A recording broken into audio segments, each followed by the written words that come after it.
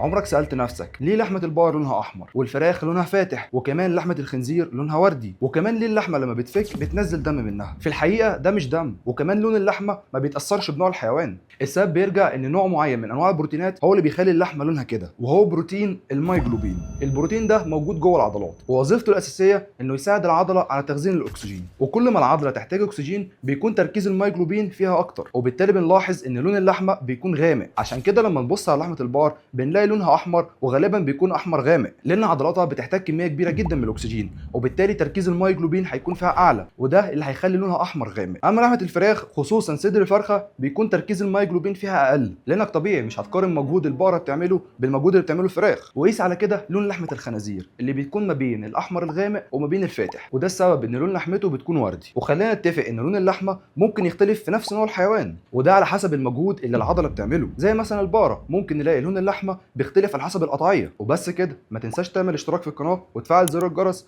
وخد لك لفه كده في القناه هتلاقي محتوى يعجبك.